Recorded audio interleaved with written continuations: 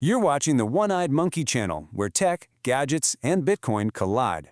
Now, most of us in the West, we hear Bitcoin and we think about price charts, right? We see it as an investment. But what if I told you that for billions of people around the world, it's not about getting rich at all? It's about something way more fundamental. Today, we're diving into why Bitcoin is being called freedom money. And this quote from Alex Gladstein at the Human Rights Foundation just perfectly sets the stage. Think about it. Not too long ago, our financial lives had a degree of privacy. But in the digital age we live in now, pretty much every single transaction leaves a trail. And that shift, well, it's created a massive problem for most of the world's population.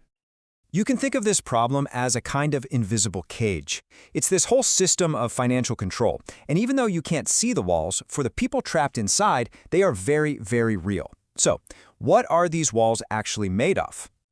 Well, first, there's digital surveillance. Every single thing you buy can be tracked. Then you've got financial censorship, where accounts can be frozen with just the click of a button, no judge or jury needed. And maybe the most destructive wall of all is currency collapse. Authoritarian regimes, like the one in Egypt, can just print money to fund themselves, destroying their own currency in the process. I mean, the Egyptian pound lost over 85% of its value. That's just theft, plain and simple. And look, this isn't some small niche problem affecting a few people here and there. We are talking about 87% of all people on Earth. That's almost 7 billion people who are living in a system where their money is either totally broken or it's actively being used against them. For them, the financial system isn't a tool for empowerment, it's a tool of repression. But here's the thing about human ingenuity. When the front door is locked, people will always find a back door. And for millions, that back door, that escape route, is a completely new kind of money that operates entirely outside of government control. And the difference is it's night and day. Let's say you're trying to fund a nonprofit in Turkey. The old way, with a bank wire, it takes weeks, it's super risky, it absolutely gets flagged by the regime, and by the time the money arrives, it's already lost value because the currency is collapsing. Now the new way, with Bitcoin, the funds are there in minutes. The transfer is private, and the money is secure. For activism, this isn't just an improvement, it's a total game changer. And this isn't just theory, right? This is happening right now. Let's put a face to this and meet some of the people who are using this technology on the absolute front lines of these fights for freedom. First up, I want you to meet Roya Mahboub. She's an entrepreneur from Afghanistan, and her mission was to empower women through tech. But she hit a roadblock right away, a really basic one. How do you actually pay them? The traditional banking system, the US dollar, it just wasn't going to work. So Roya's solution was brilliant. She started paying her female employees in Bitcoin. This was huge because it gave them real financial independence. They didn't have to worry about male relatives just taking their cash. And then, when the Taliban took over and so many of them had to flee the country, their life savings were safe. All they needed was their seed phrase, think of it like a master password for your money, and they could access their funds from anywhere in the world. It's incredible. And today, she's still using Bitcoin to fund underground schools for girls who the Taliban have banned from getting an education. Okay, now let's jump over to Togo and West Africa. This is Farida Nabarima. Her family's been fighting for democracy there for generations, and she understands something at a really deep level. You can't have political freedom if you don't have monetary freedom. You see, Togo is one of many countries forced to use a colonial-era currency that gives France a huge amount of economic control. And the local dictatorship uses this system as a weapon, shutting down the bank accounts of activists, including Farida's own father. As she says here, you can't have real democracy without democratizing money itself.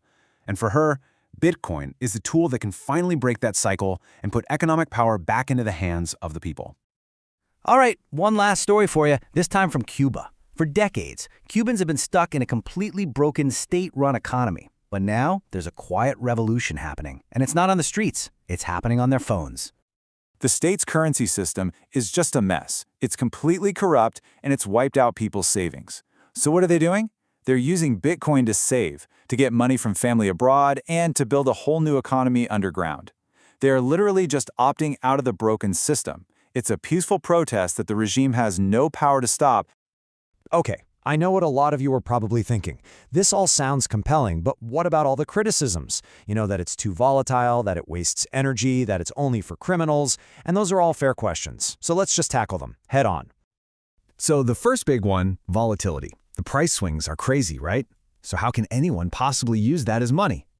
Well, you really have to think about it as serving two different roles. As a savings tool, yeah, it's risky short-term. But that risk is nothing compared to holding a currency you know for a fact is going to collapse. But for activists, it's mostly a payment rail. They're just using it to zap money across the border in minutes. In that tiny window of time, the price volatility just doesn't matter. What matters is that the transaction cannot be stopped. That's everything. All right, next up, the energy debate. This is probably the criticism you hear more than any other, but what does the data actually show?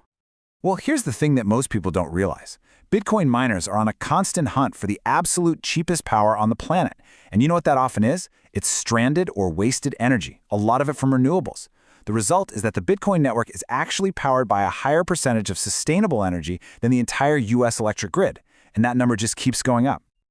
And finally, we've got the whole "it's just for criminals" argument. Is this technology just a tool for bad guys?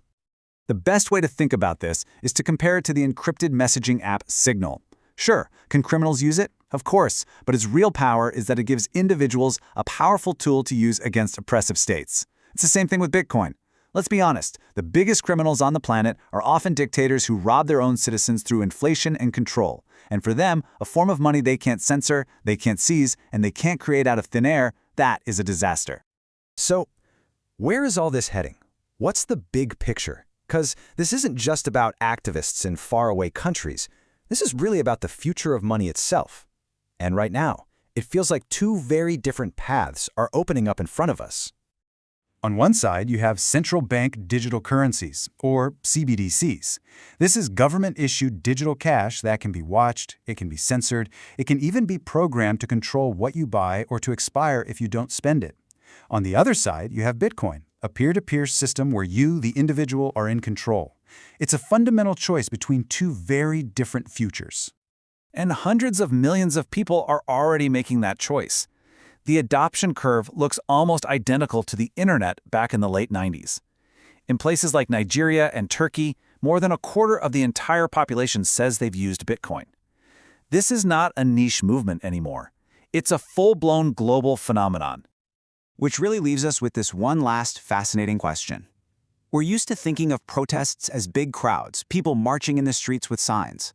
But what if the biggest, most significant peaceful protest in all of human history is one that's happening quietly, one you can't even see, as millions of individuals around the world just choose to opt out of a broken system and into a new one transaction at a time? It's a powerful thought. Thanks for watching.